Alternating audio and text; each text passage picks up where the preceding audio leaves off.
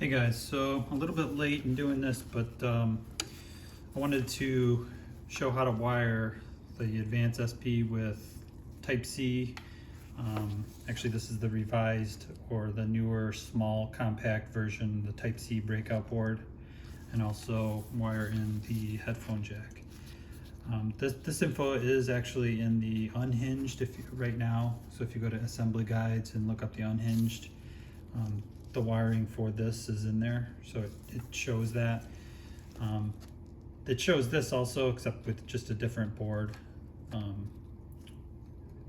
It's the same thing. It's positive and negative. It's just determining where exactly you solder in the positive and negative. So I'll start with that. So Type-C.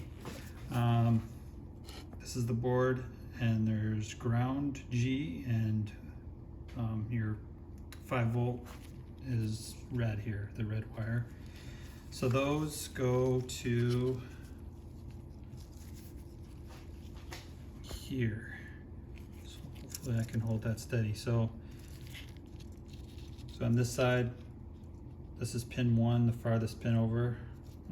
That small one is going to go for our audio. So the second pin over is the thicker red wire, and that goes to our Type-C. So that's your positive voltage. So that goes right into here. And then your ground is pin 6. So even if you can see the pin 6 really small right there. So it's the furthest one on the left. I also have this one actually soldered to the shield, which is should be the same thing. I think they're connected. And then a couple of notes. So this wire is 28 gauge wire. Sometimes they sell it under wire tapping wire. You can look for 28 gauge solid core. I personally wouldn't go any bigger than that in terms of gauge. And the reason why I use that is because of how small this insulating layer is. Because if you're using some other stuff I like to use is the silicone stuff, so the insulating layer is a lot thicker. You can kind of see it doesn't look like much, but when you're running a whole bunch of wires inside here, and if you had 5 of those, it's gonna take up a lot of room. So you need every bit of space you can. These smaller wires are 30 gauge. They're audio signals, so I got a much smaller gauge there. Again, as small as I could. You could use enamel wire. It's super thin, so you could even go smaller than that if you felt like you needed more room. Again, these are all solid core that I've used, and there's pros and cons. You know, solid core, you know, when you bend it, it'll kind of sort of stay in where you want it to stay. But it does break more easily at your solder points. You know, wiggle it back and forth a few times and it'll snap off pretty easily. Whereas a stranded wire, it's just the opposite, right? It's more difficult to route. You have to kind of tape it in place, and but it won't break as easily at your solder connection points. So that's Type-C. So, and then the headphone jack. So again, this is on the website. If you go to, at least for now, I'll put up another link, but for now it's what, mid-October 2023. As of right now, you can go to the unhinged version 2, scroll down, and you'll see some wiring diagrams, and one of them will show this actual headphone jack. There's 2 headphone jacks in there shown in the diagrams, and one of them is this. The second one down is this. And you'll see, I think, a view like this in the wiring diagram. And I did try to make these colors kind of correspond with that in the tutorial and the assembly guide. So, with the exception of, I think, this purple one is white instead of purple. So, anyway, so those are your 4 solder points. You can see.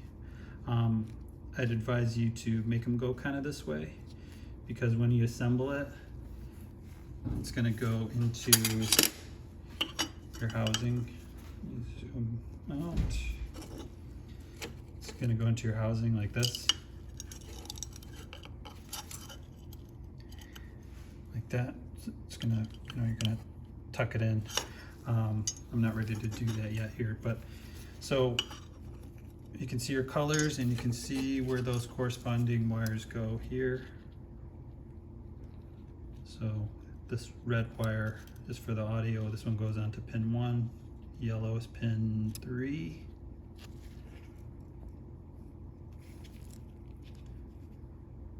And then white and blue. So I think white is mute and blue is ground, of course. So that's that. You also may want to trim some of these wires, like some of these legs. Get some diagonal cutters here. There should be clearance in theory, but if you have any solder globs and whatnot, so trim this. Not a bad idea to just trim these so they don't hit the bottom of the housing.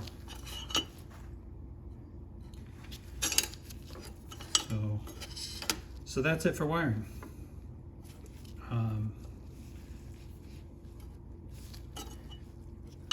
So let's go and show kind of how these fit in.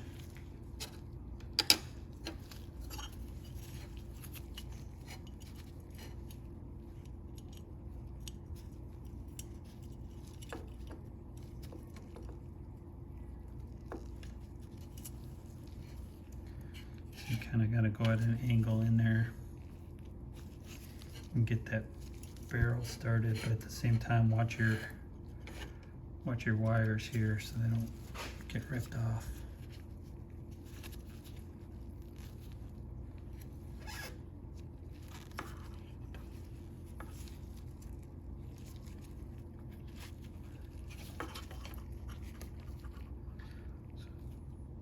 So what I did there is I kind of pulled it up to make it clear that the back side so it can go in. And so it's in there. And then you'll need this little guy. So what this does is has these little pieces here that wedge in between the headphone jack and the housing. These like that are sticking down, these things here. So what we need to do is push the headphone jack in and then put this over it.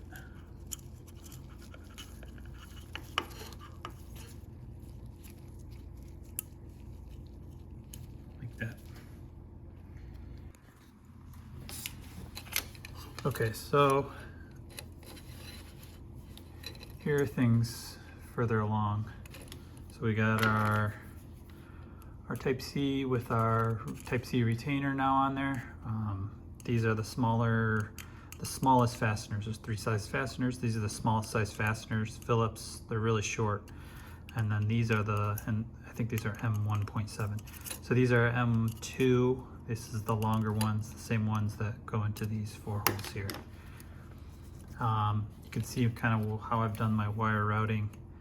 You know, these are just gonna kind of come off anywhere, but these are tight. And what I would do is make sure that these wires are kind of below the surface right here. So these kind of come over each other like that. The red wire underneath there kind of tucks in there. I'd probably put this white wire, if I were to do it again, underneath kind of with that red wire if possible. It's probably okay like this, but I think it'd be better over there. So once you get that, ignore some of this hokey stuff I got going on here. I got capped on tape. I cut the wires and I was trying some different assembly methods, but I think it'd be best if you kind of cut them to a length, the wires to your wire length, so you can kind of assemble stuff kind of like this. Of course, put in your, if you're using springs, put in your left and right shoulder buttons, and your spring right there. And, you know, do your front assembly. This is assuming you're further along in the assembly process, which is the same pretty much for any plastic SV housing. You know, putting in your buttons, putting in your silicone, putting in, don't forget your diffuser. I always forget that. Put in your power button. So assuming all those things are in, I think the best way, or the way that I found, is I kind of go through this, I kind of push all this extra wire kind of through this opening here. Just to get it kind of all consolidated, and otherwise it's gonna, you know, you put it like this, it's gonna get in the way. So this piece right here, this chip, is the part that's, you can't really fit wire between it and the back side right here. Maybe if you had the enamel wire you might be able to, but you can fit the wire over here. So I try to route it, kind of comes right here, kind of goes in between here, or kind of over this. Once I get it like this big spaghetti mess here. Of course, you got to be careful of your connections. You don't want to just pull on everything. It'll pull off of your Type-C board, or the board itself. This is also assuming you've tested everything, everything's working okay. A couple wires underneath here. These wires are definitely too long, but I guess you could say this would be worst case. So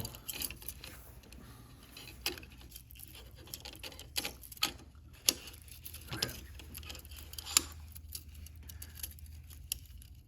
So assuming, you know, you'd have probably a shorter wire loop that went like that, you would make all these wires coming, these wires come right here, but they're kind of hitting this chip. So when you're putting it together, it just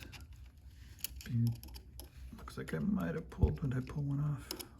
No, it's okay. Without tugging on those solder connections, start kind of training your wires to get around, kind of like that.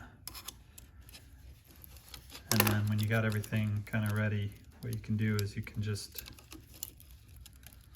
kind of stick them under. You can kind of tuck them under in there. I've got way too much wire, but I think you get the idea. Once you're, you know, you got this closed all the way, how it is right now, you can kind of tuck it under where it'll fit. So it'll fit, you know, under here, and as long as everything, the wires are below this surface right here, you know, as long as you can put your battery fit, you know, you don't want this sticking up, having a big, if you have a big mound here, then it'll, so you may want to push it away from that chip to get a little more room like that. So now everything's kind of out of the way. So I figure this is kind of worst case. I got capped on tape. I got a ton of extra wire. As long as you're using some wire like 30 gauge of this wire tapping wire, you know, and not the stuff with the thick silicone wire, you should be good. Then just stick your battery in there, test it out before you screw it all together. Make sure everything's still working okay, all your connections are still good. And then, you know, put in your 4 fasteners. And so,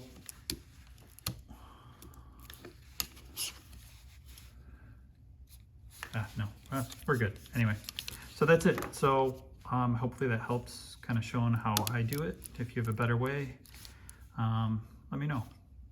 But that's kind of why these windows are here. I actually envisioned, which it didn't really work out, but I was hoping that you could still have access to these wires here, soldering. It'd be pretty tight. I know those are kind of difficult to solder to.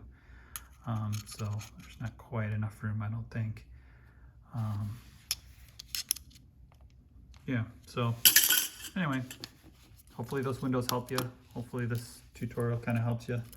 Let me know if you have any questions, and good luck.